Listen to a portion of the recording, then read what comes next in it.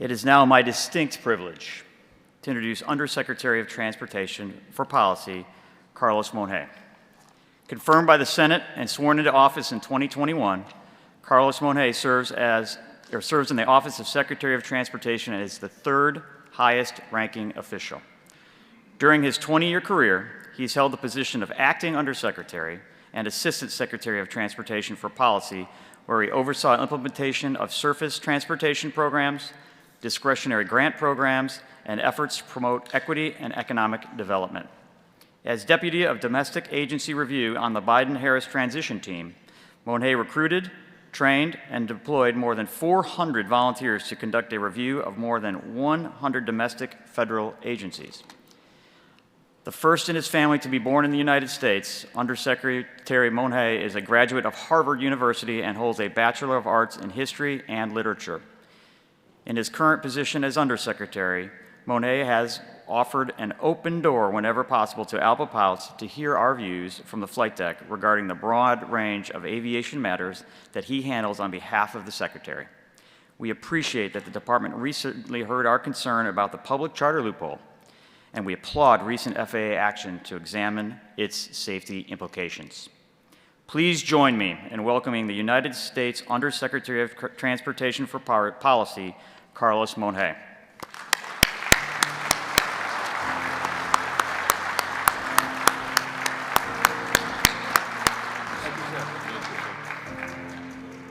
Thank you so much. Thank you, Captain Ambrosi, and all of the ALPA members for inviting me to speak here today.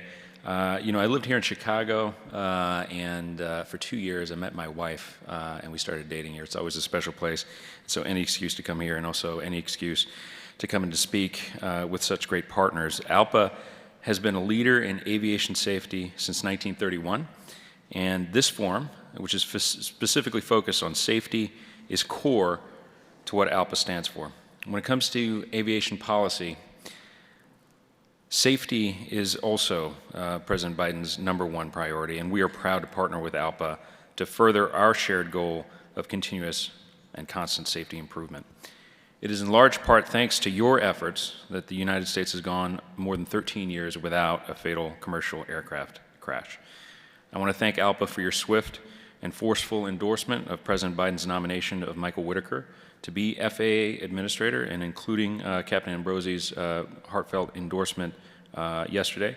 As all of you know, safety culture starts at the top, and having a permanent administrator at the helm is key to managing the world's largest, busiest, and most complex aviation system. Michael has a big job in front of him, and he is the right leader for this moment. As passenger numbers and operations return to and even exceed pre-pandemic numbers, we must redouble our efforts to ensure that we maintain our record of safety. And we have to do it in an operational environment that continues to evolve.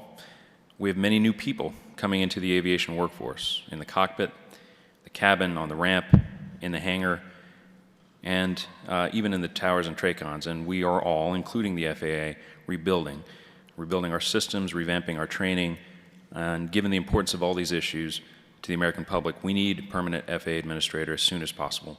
And we do look forward to Michael's swift confirmation by the Senate. Of course, we do want to highlight that even with the leadership changes at FAA, our dedicated team never lost focus of their goal to ensure aviation safety is enhanced and that you are protected. The Biden administration has put its money where its mouth is when it comes to aviation safety. President Biden's bipartisan infrastructure law is delivering historic levels of investment in aviation infrastructure, including safety projects at airports. As Secretary Buttigieg says, this is a once-in-a-generation opportunity that is helping to transform our transportation system. And we are creating good-paying jobs here in America. Investing in our people is just as important as investing in our infrastructure, and I want to assure you that this administration will continue to do just that. I want to touch on a topic that is at the forefront of many people's mind at the moment, and that Captain Ambrosi and I spoke about just before coming on stage. In recent years, Part 135 public charter operations that utilize Part 380 regulations have expanded in frequency and complexity. And this growth, if left unchecked, could pose an increased risk to safety. And we at the department also recognize that many small communities rely and depend on air service, often provided by these public charter operators. We take seriously our statutory obligation to ensure that Americans all across the country, including in small communities and rural areas, have access to affordable, regularly scheduled, but above all, safe service. To that end, the FAA recently issued a notice of intent to re-examine the regulatory definitions underlying these operations. The NOI marks the beginning of a transparent and collaborative process that will allow all stakeholders, pilots, operators, passengers, communities, safety experts, and the general public, to participate as we examine approaches that can both support small community service while continuing to ensure the safety of all segments of the flying public.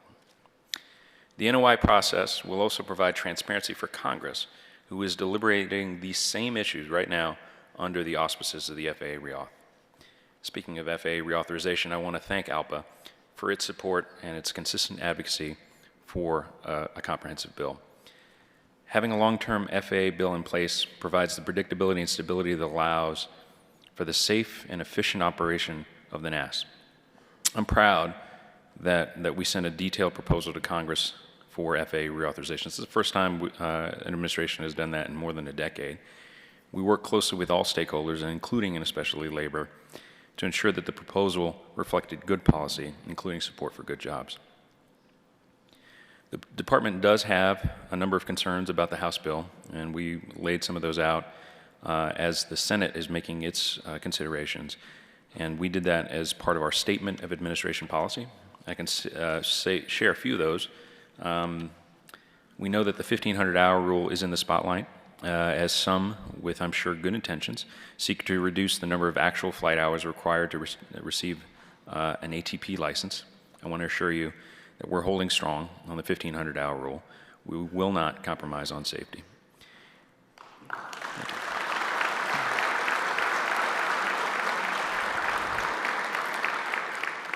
These kinds of rules, combined with the professionalism of all of you and of all my colleagues at the FAA, are what has made aviation the safest mode of transportation, and we have no intention of losing that distinction. Additionally, the bill does not provide appropriations for many of its provisions. It's true for every family and every business across the country. It's true for our department that you can't do more, you can't get more services with the same exact resources. And the House bill also calls for significant reorganization of our offices and our resources that may well result in unintended consequences of compromising our effectiveness. The administration will continue to work with the House and with the Senate to ensure that FAA reauth process gets over the finish line and that the final results continue to improve safety while keeping America at the leading edge of innovation. I want to highlight a couple of the administration actions that I know are important to you. In the past year, we published a final rule on secondary cockpit barriers to ensure the physical safety of the crews on board. That went into effect just last month. And it was a requirement that Congress passed in 2018, but it was the Biden administration that finally got it done. We also updated crew rest rules that recognize the importance of safety functions of all crew members, and we expanded the safety management systems to all airports and aircraft operators outside of Part 121. All of these actions have safety at their core, and we thank ALPA for their support in landing them. We also share your commitment to creating more career pathways for more people to get into aviation and become well-trained pilots. And we must ensure that those pathways are open to people who don't always see themselves represented on the flight deck and in the cabin. The U.S. has a massive, untapped supply of great future pilots, and we can't leave any of that talent on the sidelines. Unfortunately, the barriers to entry to becoming a pilot can be daunting. In order to overcome those barriers, we're helping fund institutions all over the country to improve the curricula for pilot training and other aviation careers, some beginning as early as middle and high school. I look forward to seeing the results of these programs and partnering with you on your programs. I know we had a record number of pilots coming into the profession, but we need to keep on building out that pipeline. The department understands the importance of labor considerations in international air transportation, and we believe that fair wages have worked, we believe in fair wages and have worked extensively to address working conditions, especially during the pandemic. During the recent ICAO assembly, the department put forward a working paper proposing the development of minimum standards for crew treatment to ensure safe accommodations for U.S. crews when operating abroad.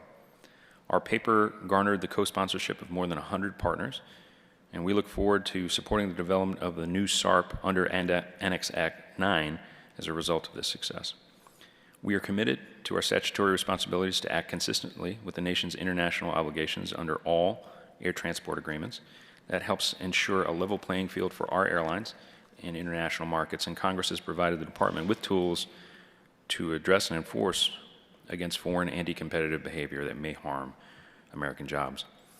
So in closing, I want to say thank you again for all your support, for all your advocacy, your partnership on safety, and your commitment to both the growth and the integrity of the piloting profession.